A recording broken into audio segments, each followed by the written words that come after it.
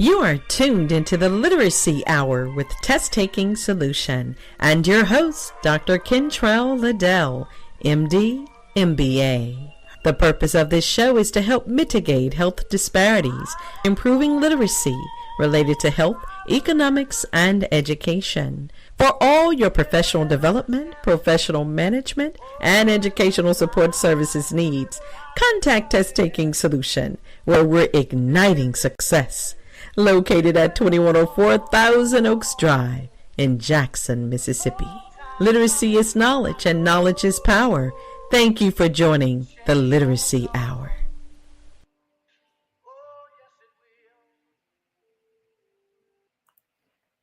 Good morning. I tell you, you guys are hitting me up early this morning, and I am glad about it. Thank you for tuning into another episode of the Literacy Hour with Test Taking Solution. There's no S on the end of solution because we think that we are the solution. Well, you and I really know who the real solution is, and for us, his name is Jesus, the real solution. But we're just so happy that he has allowed us to be up and at him early this morning. And wherever you may be on your way to, we hope that you drive safely, or maybe you're just at the house listening to us on your radio. And we hope that you have had a peaceful, restful night's sleep. The phone line is open, and if you'd like to join the discussion, share your thoughts, teach, preach, or all of the above, just call this number, not the radio stations, okay? 601-714-8378. That's 601-714-TEST 8378. Test Taking Solution wants to extend a huge gratitude of thanks to the Uplift Inc. organization and the Epsilon Kappa Kappa chapter of Omega Psi Phi out of Canton, Mississippi. They sponsored a magnificent, and I do mean magnificent. I've been doing this a long time, and I think the ACD prep workshop that I attended this past Saturday at Callaway High School in Jackson, Mississippi was one of the absolute best. The students were all locked and loaded. They were very engaged from the beginning to the end. Callaway High School resource security officers were in the building. Mr. Haynes, one of their math teachers, was on hand. He's a great DJ too. I might have to put him in touch with brother DJ Larry Armstrong. But now you all know I just don't think anybody can touch brother Armstrong. Just want to say thank you to them. Once again, it just goes to prove experts working together for a common good can get just about anything done. And well, we did it again. 100% of the students, as they were leaving, we asked them, we polled them, we surveyed them and asked, did they learn anything? Every single one said, yes, I learned something. My goodness, and thank you. And we've gotten follow-up messages from the students themselves, 11 and 12th graders handling their business, saying, thank you, we appreciate the teaching style. Some of them said, I didn't know quite how to deal with fractions. I learned it within a span of a few minutes dealing with Test Taking Solution. I mean, I just have some wonderful feedback from the students, and we appreciate it. It's very, very, very similar to the feedback we always receive, and that's just by God's grace. We have experts on the wall. Those students learned about the enhanced ACT. We talked to you all about that doing Education Literacy Day of the Literacy Hour back in January. And we even spoke about it last year. Why? Because we intend to keep you informed. And so as soon as we learned that the ACT was getting ready to change, we made sure that you all knew about it as well. And it hasn't changed now in going on 2 decades plus. And so it's a pretty big deal that the ACT, everyone, has changed. Yes, it has officially changed. And we won't take up today's literacy hour because we want to focus on financial literacy today. We're not going to take up today to talk about how it has changed, but I would invite you to attend an ACT prep workshop when you see one being advertised on our social media pages. And to do that, you must follow us. So follow us on Facebook, TT Solution LLC. Follow us on Instagram and at the same handle.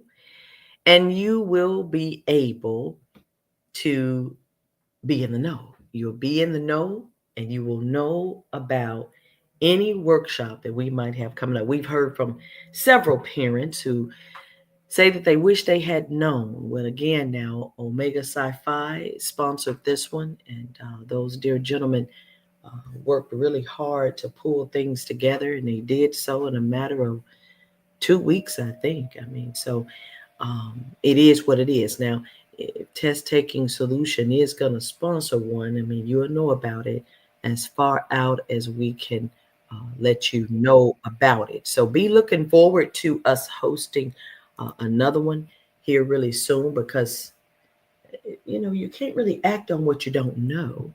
And the students need to know about this enhanced, they're calling it the enhanced ACT.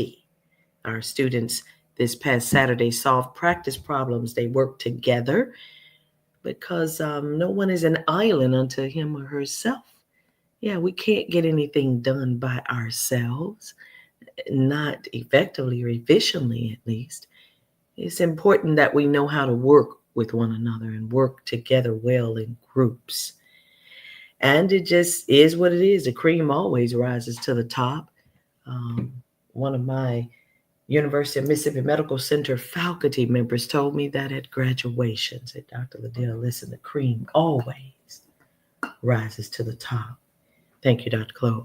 I was very impressed by the students as they worked together and independently.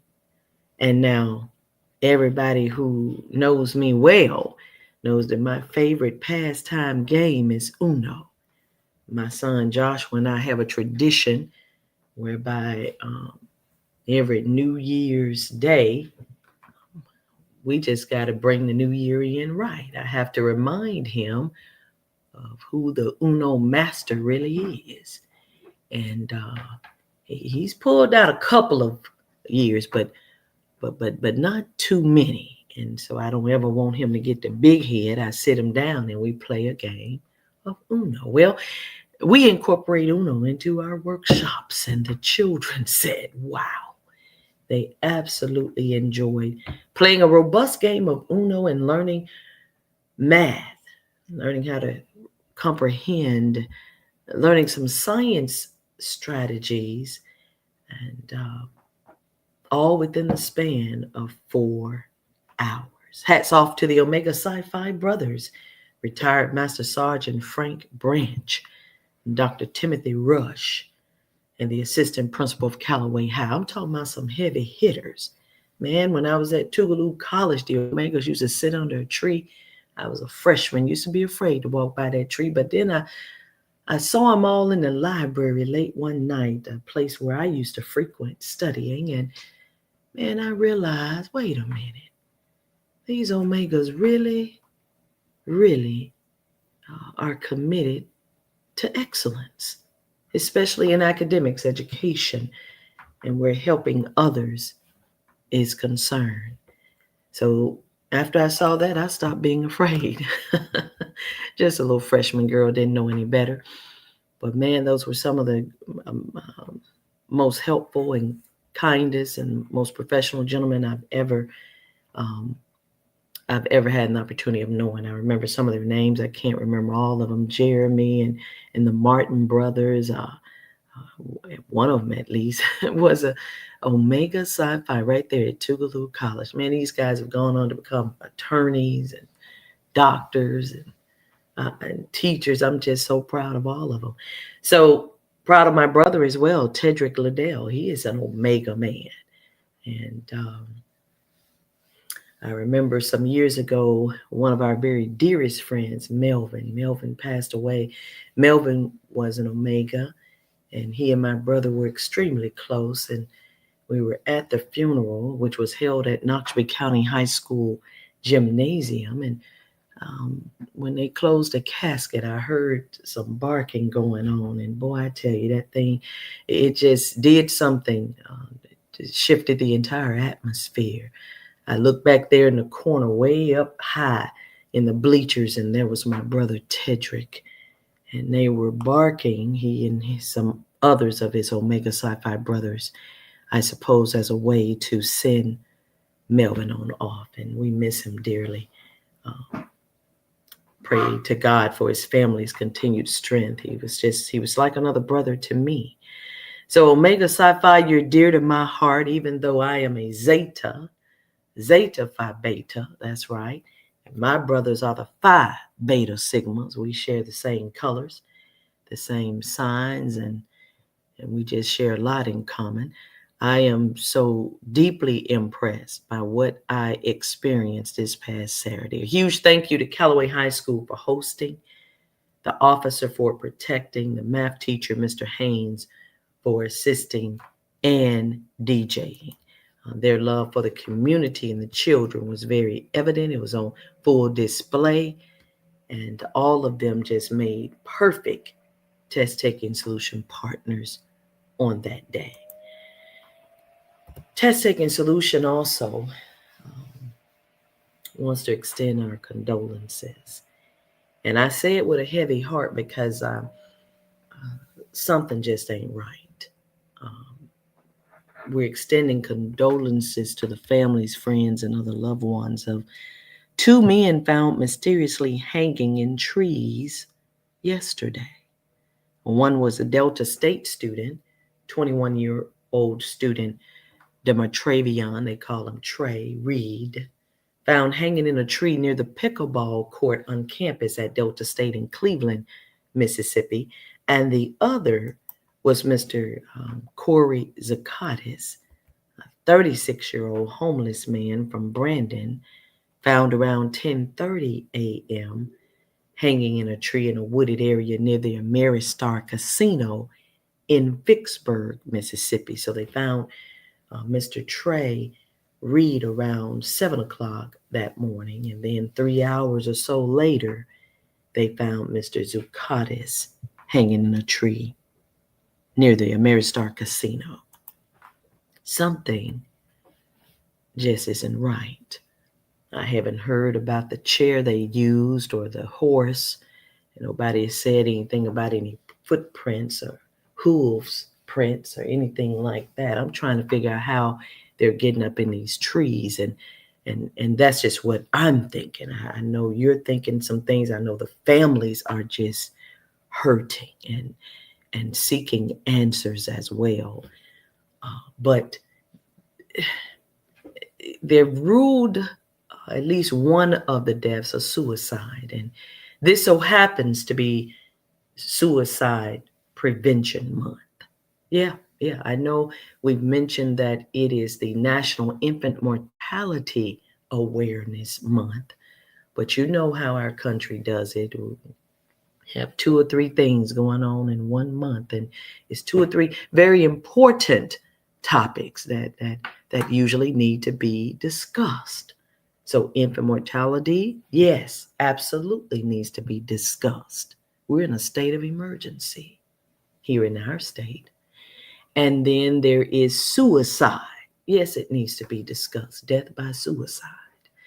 And so next Tuesday is our Mental Health and Wellness Tuesday here on the Literacy Hour. And we're going to delve deeper into the topic.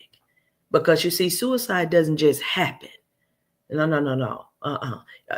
You don't just wake up one day and then it's all over. Usually there are signs.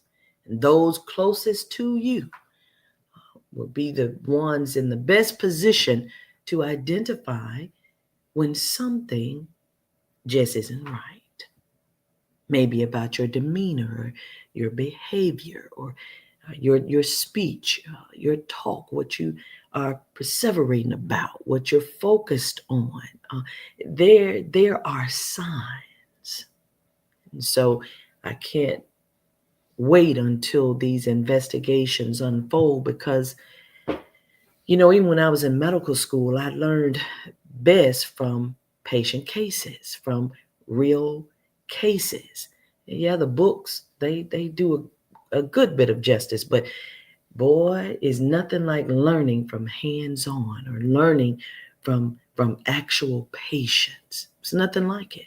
So I can't wait to just follow along these two uh, human being stories. These were real humans here, and their loss is impacting real lives. So y'all keep their families lifted up, their friends, their the loved ones, and we'll keep them in prayer. We're praying about a lot of other things as well. This is Financial Literacy Tuesday, and it appears that conditions might just be right this time for the feds to cut rates, that's interest rates, this week. Unemployment is rising while inflation remains relatively controlled, making a cut seem like, well, the sensible thing to do. But I'm not sure what will happen. I do know that the price of money is something I want us to be informed about. President Trump predicted a, quote, big cut, end quote, in interest rates. I hope his prediction is right. He's predicting a big cut from the Federal Reserve this week. While there may be some voting divisions among federal officials, the central bank is widely expected to lower borrowing costs on Wednesday as it grapples with a slowing labor market. The real question for investors, though, is how many more cuts are coming in the next few months. We try to predict that ourselves. Well, we'll do our best at Test Taking Solution to keep you informed. Why? Because our mission is to enhance literacy. We just believe that when we learn better, we are better positioned to make better informed decisions. That's just a long way of saying when we learn better, we do better, right? And if we don't, we should. So we are on a mission to mitigate health disparities, and one way we're going to do it is by enhancing our literacy, by learning more. Well, I love to learn from the U.S. Census, and the new U.S. Census has released some new updates based on their analysis of the most recent census. Yeah, they have new statistics out regarding income, poverty, and health insurance coverage in the United States in 2024. And I'm mighty glad about it because it helps me to be able to share with you some important information. They looked at how education impacted income and earnings from 2004 to 2024. So the span of 4 years, they looked at that. And the median household income in the United States for householders aged 25 and over was $85,580 in 2024. Now that's the median household income, okay? That's the average household income in our country for folks 25 years and over was $85,000 plus dollars. I know some of you are saying that's a really good annual salary, and you would be right. It marks an 18% increase from 2004. Things improved. Salaries look like they went up. However, the income gap between those with college degrees and those with high school degrees, but no college, it widened over the last 2 decades. We're going to have to reconcile what's really going on because, well, it'll just be interesting to see what the survey is going to show the next 10 years because now I'm just a firm believer that those with high school degrees and some technical experience in some areas, and we'll be delving more into that on Fifth Tuesdays when we will explore all things technology, right? Artificial intelligence, because it's our Tech Tuesday, Fifth Tuesday. And I just believe that those who are tech enabled, those who are ready to join the tech enabled workforce, are going to win big. And that's with or without college degrees. So it'll be interesting to see what the annual salaries analysis will look like in 2034 if the good Lord allows me to live to see it. I hope so. Education's impact on income over these 2 decades, as you can see, has grown. But now, the estimated median household income of householders with only a high school degree didn't change that much. In 2004, the annual salary was $58,410. Now, this is the U.S. Census now. The data, that's what we follow. That's what we use to make informed decisions. That's what we analyze. It usually doesn't lie. But I say usually because, see, bad data in, bad reports out. Somebody can make a mistake.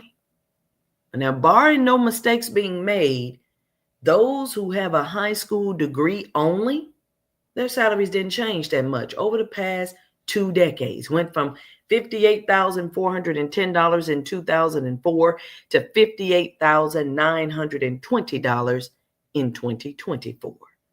Man, that's not much at all. In 2 decades, there was also no significant increase in income for those with some college education between 2004 and 2024. By contrast, households at the opposite ends of the education spectrum saw their median income rise. The median household income of those with at least a bachelor's degree rose by about $15,000 or 13.1%, while the median household income of those with less than a high school diploma, who's the smallest educational attainment group that they study, it climbed by about $3,500 over the span of those 20 years. Overall, the income gap between householders with a bachelor's degree or higher and those with a high school degree but no college, it widened during the 20-year period, and that's the bottom line. The income gap just grew larger.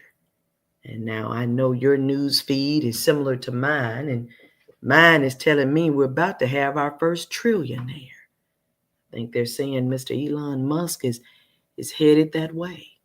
My goodness. The U.S. tax system reduces income inequality, but the gaps remain. The census analysis found that the U.S., even though we have a progressive tax system, meaning that the higher income households pay more in taxes than the lower income households. Despite this, post-tax income equality still persists. Real median household income after taxes was $72,330 in 2024. That's up approximately 2% from the year before, 2023. Before taxes, median income in 2024 was about 16% higher at $83,730. So we're talking about income after taxes and income before taxes in 2024. Before taxes, about $83,000, almost $84,000, and after taxes, $72,000, the median household income. Income equality from 2009 to 2024. They analyzed that and looked at that as well. So I want to share what they found regarding that time period. The progressive tax system as designed lowers income inequality when you compare the post-tax to the pre-tax. And for our test-taking solution scholars who are listening to this episode, I want you to be aware of those prefixes post and pre. Post means after. So post-tax means what? After taxes. Very good. And pre-tax Pre means before. So pre-tax is before tax. We got a pre-tax income. Nobody has taken taxes out of our pay, out of our compensation. And then we have post-tax income. And those two tend to be different. And the more you earn, the more taxes you pay. Theoretically, that's the way it goes. But every now and then, some folks are given tax incentives, tax breaks. There are also certain deductions that you can take. We won't get into all of that today, but just know that while the distribution of post-tax income is more equal than pre-tax income, inequality in both of those measures rose in recent decades. Percentile income ratios are a common way to measure income equality. I don't want you to worry too much about that concept of percentile income ratios this morning, but I just want you to know that the ratio between the top of the income distribution, as those in the 90th percentile, and the bottom of the income distribution shows a broad spread of income distribution. In other words, guys, we still have a wide income gap in this country. Let me break it down a little further than that. A man can work all his life, get up every day, go to work hard, do the right things, and still not have money in the bank, still not have anything to show for it around about age 60 or 70. Worked all those years. But because of the ever increasing prices of goods and services, they just can't seem to get ahead. Something is wrong. The salaries are not keeping pace with inflation, with the prices of things. And I'm praying for the day that somebody somewhere with a little power would sit down at a table and grab a few other experts and fix this thing, because something is not right when you can go to work every day, work hard, even own a small business, work hard, and still can't get ahead. You own a small business. I've broken that down before, and I'll continue to talk about it. It's more than a notion. Yeah, because you're paying payroll taxes, insurances, staff benefits, payroll. If you have a brick and mortar building, you're maintaining your lawn, you're paying utilities, you're having to make repairs here and there, you're buying your goods and your products that you might be selling out of your retail business. It's just a lot, because you're doing all of that in addition to still maintaining and taking care of your household, your car insurance, your life insurance, your disability insurance, and that of your employees if you offer that as a benefit. It's a lot of money.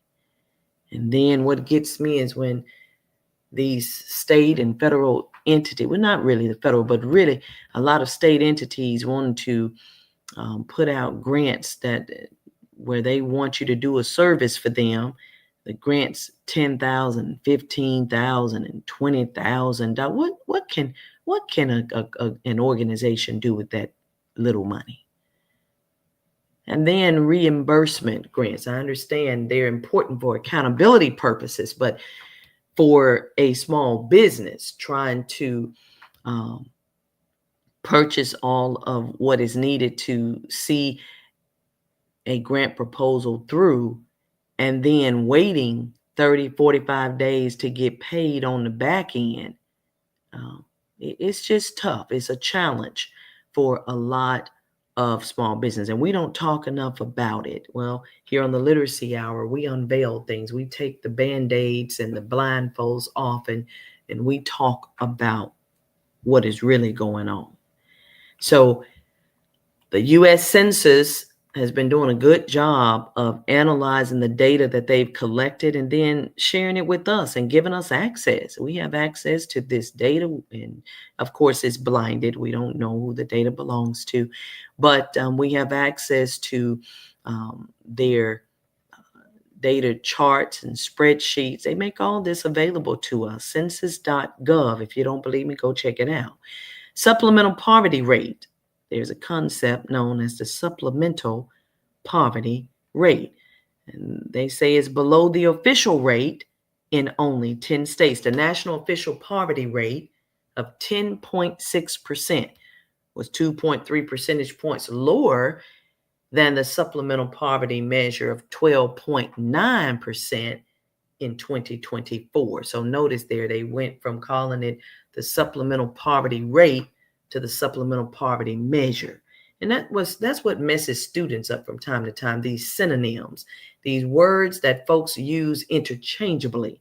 One minute they may call it a road, and the next minute they're calling it a street. Well, for children who have not been exposed to this difference, they don't know to make that leap. And that's where excellent schools and teachers come into play. Great after-school programs. We expose the children. And so I'm exposing you all, in case you didn't know about the supplemental poverty rate, to that rate, and telling you that it's the same thing as the supplemental poverty measure. Well, the official rate is 10.6% here in our country. All right. And that's lower than what it was in 2024. It was 12.9%. And again, that's according to the United States Census Bureau, not Dr. Liddell. I want you to be able to access the same data that I see and analyze and review their analysis. But I look at it for myself too and see if I agree with them. And I tend to come up with the same results and conclusions that they do. So the U.S. Census Bureau's poverty in the United States, that 2024 report was released last week. For the first time since the COVID-19 pandemic, the 3-year average supplemental poverty measure rate, 12.7%, topped the official rate, 11.1%. From 2022 to 2024 is when they took a look at that. 3 years, 2022, 2023, 2024. And they saw that it, topped right after the COVID-19. But the poverty rates by states was what was interesting to me. They broke it down by the state to create the state level estimates. The Census Bureau recommended using that 3-year average. And they provide some awesome figures. And as I shared with you, the actual data that they use to come up with their conclusions. But looking at the average poverty rates of each state from 2022 to 2024, Utah was among the states with the lowest official poverty rate, the lowest amount of poverty happening over in Utah, 6.6%. And Louisiana was among the highest at 19.4%. Maine had one of the nation's lowest supplemental poverty rates at 6.7%, right behind Utah. And California had one of the highest, 17.7%. Now, the official poverty rate exceeded the national supplemental poverty measure in 10 states. That would be Louisiana, like I just shared with you. They had the highest poverty rate. Yeah, over in Louisiana. Well, the other 9 states are Alabama, Maine, Michigan, New Mexico, North Dakota, Ohio, Oklahoma, West Virginia, and wait for it, Mississippi. Did that shock you? Yeah. Didn't shock me either. And I'm just tired of being on these bad lists. But I need to share that with you. We need to know the statistics on income and poverty and how that looks. And I'm hoping that we'll have some numbers on health insurance throughout our country and what the Census Bureau has found about that I'm talking facts. We're not talking somebody blowing smoke and talking at the side of your neck what you think. Well, I think a lot of folks are insured with health care insurance. I think not a lot of people are. No. We're not talking what you think. And we don't get into that. We only want to deal with the facts. Because when we have the facts right here in the black and white, I just believe that we can make better informed decision. We will know which way to go, and by doing so, we have a greater chance of staying out of trouble, right? Yeah, just by learning better and doing better. Again, I'm your host, Dr. Kentrell Liddell, and we are now in the month of September. September is National Infant Mortality Awareness Month. Before I tell you something about that, I want to address a few comments that we have. We got one comment, very informative. Please keep doing this. Good information. Thank you so much. That's so nice of you to say. Listen, and this particular listener provides excellent information as well. He's called into the show before. He calls after the show and just always has a robust conversation. So anytime you want to call in, sir, the number is 601-714-8378. I'll love to hear from you, and I know others in the listening audience will too. Yes, good morning to you as well. Thank you all for your emails and your text messages. I really appreciate it. You encourage my soul, and I just thank you so much. We've been doing this since 2022.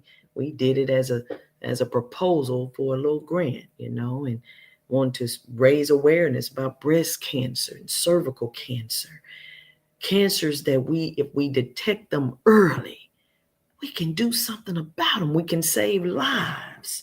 And I wanted everybody to know that. And so we proposed a little project, and man, the project has turned into something, morphed into something that only God himself could have ordained, and we are mighty grateful for it. It certainly has nothing to do with me. I'm just one of the little vessels. I would love to meet you. Perhaps you too can be a host of a show like this, and certainly a co-host. Come on out of hiding. Let me meet you. Again, I'm Dr. Kentrell Liddell, and this is September, National Infant Mortality Awareness Month. On August 21st, our state chief health officer, Dr. Daniel Etney, issued a public health emergency order in response to the rising infant mortality rates in our state. He did it to implement a strategic plan to combat it. And until yesterday, it just didn't appear that we were treating this atrocity like an emergency. I know all about emergencies now. I've worked in many emergency rooms as a sole physician in the ER. So I know what an emergency looks like. And maybe it's just me, but an emergency usually means higher than an urgency. It's higher than just slowing around. We got to get to it. Somebody, it's a life or death situation. It is very heavy. So until yesterday, it just didn't seem like we have been treating it as an emergency. I hope I continue to see what I'm seeing as of yesterday. I want to see that. Just yesterday, the Mississippi State Department of Health released an outreach project related to the emergency, and so did CMS, Centers for Medicare and Medicaid Services. Yes, September 15th, CMS launched a landmark $50 billion Rural Health Transformation Program.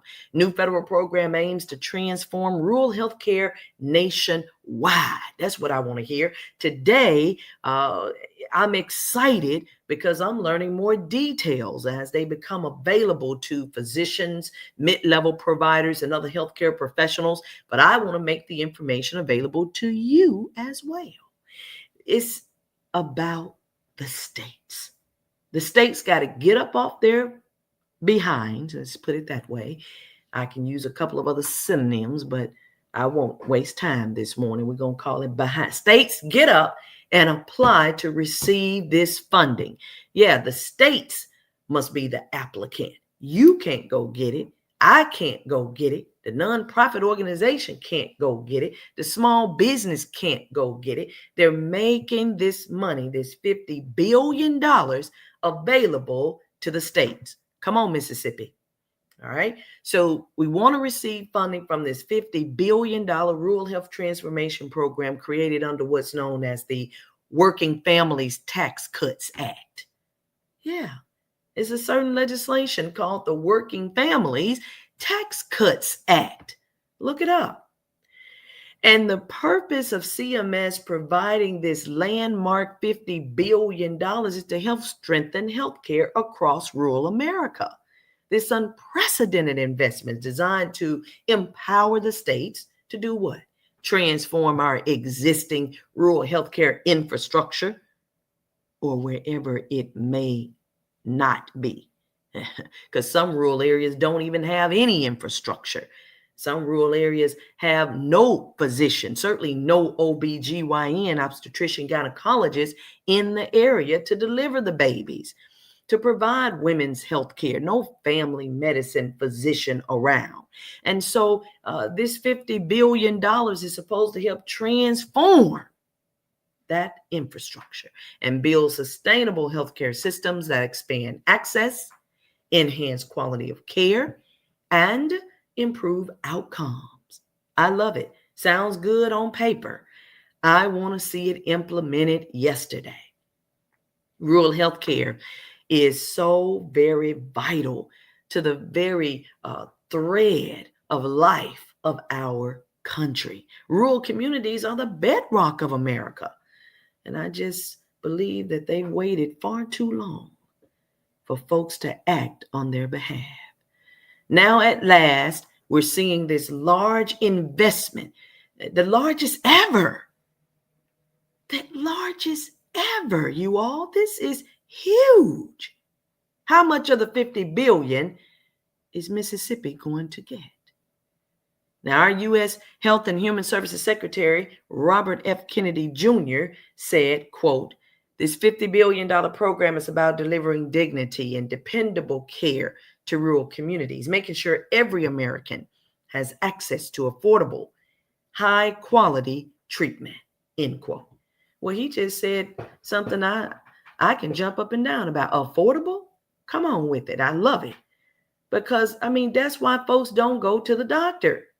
They can't afford it. They just can't afford it. Here in the richest country on earth, we still have this problem of us not being able to take care of ourselves. Come on now, it should be a right. Healthcare should be just a right. Now, that's my opinion.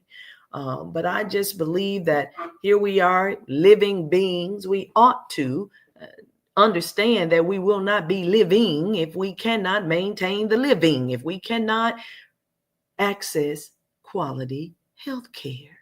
And then all of that which follows the accessing of the health care, such as going to get prescriptions filled, or going to this outpatient therapy clinic, or this over here, or that over there, or going to see a specialist. Health care is too expensive. And folks got other things to do with their money. We just talked about the income gaps. It's real. Nobody making up anything. We just talked about how folks can work all their lives and not have anything to show for it in their 60s and 70s. Come on now, something is not right. And yet we got somebody getting ready to be a trillionaire. We have billionaires amongst us. Millionaires. They didn't get there by themselves. If you check the history on that thing, you will find, well, we'll talk about that some other time. But they didn't get there by themselves. And I'm just a firm believer that you ought to share the wealth, share the profits with the folks that helped you to get there. You can ask my staff and ask my team, pull them off to themselves one by one, ask them what I do. I want to make sure that our working class families have access and that they live like they're working. If they're working hard, we ought to be able to see that in their living. But healthcare, man, the cost of healthcare will break you. I know, and I'm a physician saying it because I know. I may have told you a story a long time ago. I had delivered a baby. I was a resident doctor. And anyway, that particular patient brought her bill back to our clinic. I was working at West Jackson at the time, as a family medicine resident. And she brought her bill. She said, "Hey, Dr. Liddell, you charged me this, and this." I said, "No, ma'am, I didn't charge you anything. I'm a resident doctor. Hospital charged you all of that. Let me see this bill."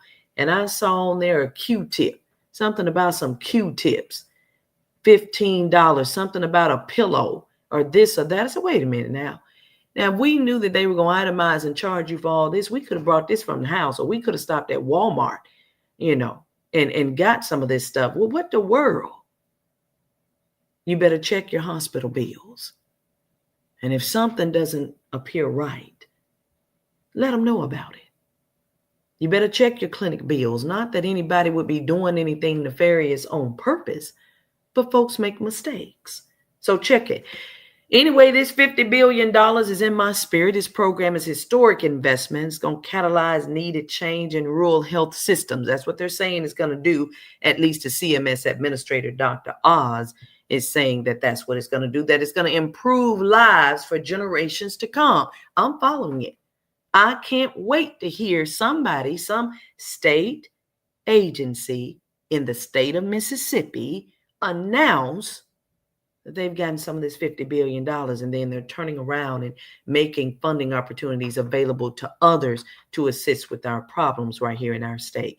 For too long, when it comes to healthcare access and infrastructure, we've been left behind. And I just believe that Mississippi is the greatest state in the country. And I'm going to say it because I just believe that.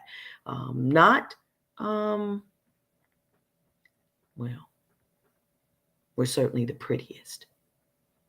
We're certainly the friendliest. Our people believe in hospitality. But boy, sometimes the powers that be act like they don't like being Mississippians. You're in power. Don't you love us? So why keep our own back? Why not let our own get ahead? Why not put some programs in place to help us excel? Us, we Mississippians. Get us off the bottom of these lists. The $50 billion program funding will be allocated to approved states over 5 years. 5 years, $50 billion. That's $10 billion available each year beginning federal fiscal year 2026. Half of the funding will be evenly distributed to all states with an approved application. Mississippi, get your application in. The program is looking to make rural America healthy again. It's looking to help with workforce development. Highly skilled healthcare workforce is what we need. It's looking to innovate care. It's looking at tech innovation. Get your application in. The deadline for the states to apply for this funding is November the 5th, 2025. There is only one opportunity to apply for funding and one application period for this program. CMS will announce the awardees by December 31st, 2025. We're going to ride it. And you stay locked and tuned in to the Literacy Hour, especially doing financial literacy. When I talk about all the money, and you too will know when I know who gets awarded this $50 billion. I better see Mississippi on that list. Yes, sir. President Trump's administration is driving nationwide change to envision new possibilities for rural healthcare and build a future where all Americans, regardless of where they live, receive the care they deserve. You can say a lot of things about our president, but one thing you cannot say is that he does not love America. You cannot say that. And he believes in putting America first. Well, can I get somebody to love Mississippi so very, very, very, very much in leadership position, in the legislature, in everywhere, that you are a leader and can make some bona fide changes that impact the lives of Mississippians in a positive way? Can I get you to want to put Mississippi first? That means a public health emergency should feel like a public health emergency. There are certain folks I haven't heard from yet. You ain't got to call me, but you need to call a press conference. You need to be talking about the public health emergency that our honorable chief medical officer, the chief health officer of this state, has issued.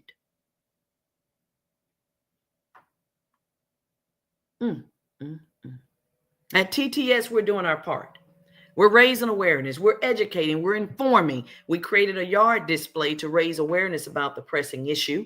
And we're grateful to Lowe's on Greenway Drive off of Highway 18, Jim Publications in Floral, Mississippi, and retired U.S. Navy veteran Mr. Spencer Harris III, Pastor Melvin Collins of St. Matthews for helping us to bring the display to life.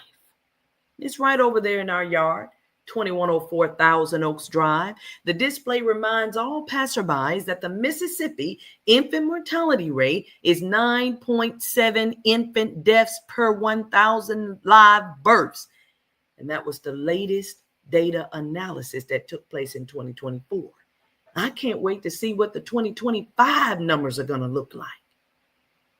And in the African American community, it's a 15 infant deaths per 1,000 live births infant mortality rate. Are you kidding me? And we're not in the street. We're not all over the television, the radio airwaves, the governor's mansion, the everywhere, talking about how we got to get this number down and help our babies to see their first year of life. If you're going to have them, you got to support them. You got to help nurture them. I'm a firm believer. If you're not going to support them, if you're not going to nurture them, if you're not going to take care of them, you may as well not have them. If you can't do that, don't have them.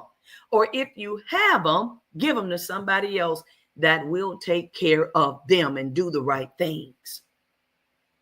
These children didn't ask to come here. And so you mean to tell me that 15 infants can't make it to their 12th-month birthday? There are some reasons for this.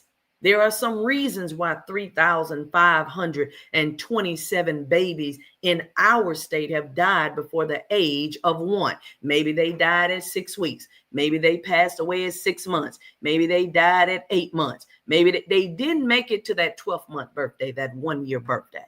Since 2014. That's the number, you all. And we're raising awareness about it. But more than that, we're using our social media channels to share the causes of infant mortality. See, it's one thing to do a lot of talk, but who's boots on the ground? Who's doing the actual work of helping to prevent this problem, of helping to mitigate and reverse this issue? Well, MSDH, Mississippi State Department of Health, is on the wall. Test Taking Solution is on the wall. Are you on the wall? Do you know someone who's pregnant and who should have access prenatal care by now? Help her do it. Help her do it. Do you know of someone who is drinking alcohol and smoking while they have a baby on board? Help her stop. There are several causes of infant mortality, 5 major ones that we will continue to talk about. Birth defects. We can't do much about that. Okay. Some chromosomal abnormalities and other things that scientifically I'm not even going to get in all the way down deep into today because we've explored it in the past and there's not much we can do about that. But preterm birth and low birth weight, we can do some things about that. As soon as you realize you're pregnant, access prenatal care. You don't know who to go to? We have health departments, county health departments in every county. Walk up in there. I guarantee you'll get connected. Guarantee. They're not going to let you walk out of there telling you, well, no, we don't know where you can get care for your prenatal. No, we don't do that now. No, not going to happen. Go find your closest, nearest county health department. You can't do that. Find a federally qualified health center, Jackson Hines Comprehensive Health Center, some of the best OBGYNs that I've ever met in life. And we have Central Mississippi health services. We have, man, we got all kind of places. Come on. University of Mississippi Medical Center, where I trained. Come on. It ain't that you cannot find. Is it a ride? Is it a transportation situation? MSDH got that covered too. They'll give you transportation to your county health department. So preterm birth and low birth weight, we can do something about. Sudden infant death syndrome. Put the baby back to sleep. Put the baby on his or her back to sleep. Get the baby out of your bed. Play with the baby during the day and love and kiss on the baby. I know how cute they are. I've had one. I know what happens. So yes, you love them dearly. You want them right there with you. You can make a mistake and roll over on your baby. We got babies dying of SIDS. Come on now. We can get that number down. We can get the preterm birth down. That's being born before its time. We can get the low birth weight down. Come on. We can eat better. We can gain access to better food. There are programs available. Healthy babies, healthy moms, so many programs available. And everything I've listed so far, available through the Mississippi State Department of Health. Access your county health department. Maternal pregnancy complications. Oh, yeah. Now, that's where we talk about what's wrong with us. That's the mamas. Mamas, if we have diabetes, if we are obese, if we have hypertension, if we have these things, if we have these conditions, then there are ways that we can manage these conditions while we are pregnant. But we can't do it alone. We need the advice and the assistance of a qualified, licensed healthcare provider. We can get you in touch with them. Unintentional injuries, like car crashes. Let's make sure the babies have the right car seats.